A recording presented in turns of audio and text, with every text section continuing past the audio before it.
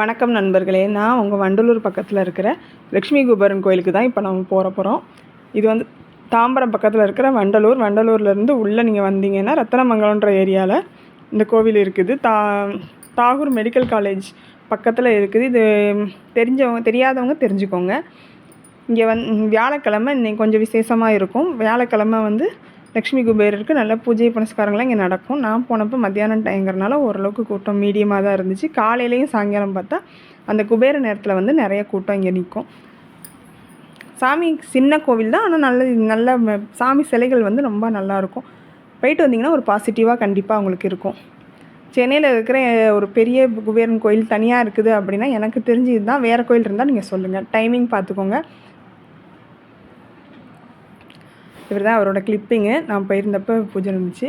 இப்போ உள்ளே நம்ம ரைட் சைடு இப்படி திரும்பி வந்த உடனே பார்த்திங்கன்னா 9 கணபதி இருப்பாங்க. ஒவ்வொரு கணபதிக்கும் ஒவ்வொரு பேர் உண்டு இல்லையா, அந்த மாதிரி. இது அங்கே பூஜை நடந்துக்கிட்டு இருந்துச்சு. ஒரு பூஜைக்கு 750 ரூபா நம்ம பணம் கட்டி இதில் உட்காரணும். எல்லா பொருளும் அவங்களே கொடுத்துருவாங்க.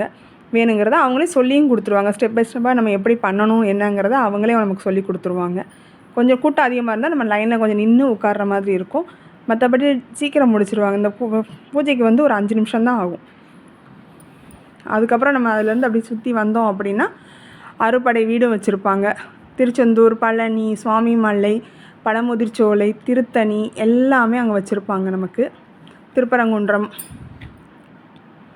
எல்லாமே வரிசையாக வச்சுருப்பாங்க. அதுலேருந்து அப்படியே நம்ம உள்ளே போனோன்னா படிக்கிற குழந்தைங்க வந்தீங்கன்னா நோட்டு பேனா பென்சில் வாங்கி கொடுத்தீங்கன்னா அவங்க வச்சு உங்களுக்கு கயிறு கட்டி விடுவாங்க. இது நம்ம லாஃபிங் குப்தான்னு சொல்லுவோம்ல, அவர் தான். அவர் சுற்றி நிறையா தண்ணி இருந்துச்சு. அதில் மீனும் ஆமையெல்லாம் போட்டிருந்தாங்க. இது வெளியே வந்தோன்னே நமக்கு தேவையான புக்ஸு, பூஜைக்கான புக்ஸு, குபேரர் வரலாறு, இந்த மாதிரி புக்ஸ் எல்லாம் நிறையா அங்கே வச்சுருந்தாங்க.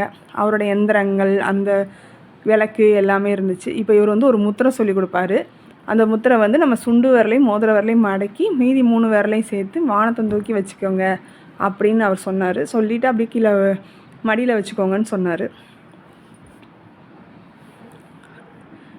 இது முடிச்சுட்டு இந்த சாமியை நல்லா பார்த்துட்டு இந்த முடிச்சுட்டு வெளியே வந்தீங்கன்னா 108 அரைக்காசம்மன் இங்கே இருப்பாங்க. அரைக்காசம்மன் இருப்பாங்க, 108 அம்மன் இருப்பாங்க.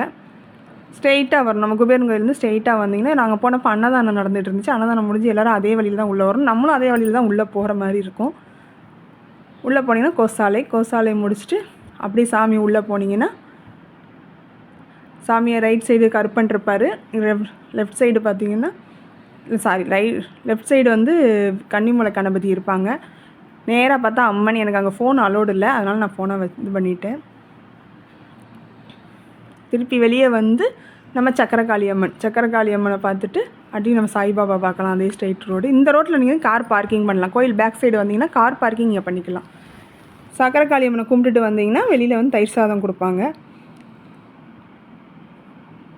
இங்கே நம்ம சாய்பாபா, சீரடி சாய்பாபா இன்றைக்கி வியாழக்கிழமை, இன்றைக்கி ஈவினிங் 5 மணிக்கு சத்யநாராயண பூஜை இருக்குது. நல்லபடியாக போய் சாமி தரிசனம் நல்லா பண்ணிவிட்டு வாங்க. என்ஜாய் பண்ணுங்கள்.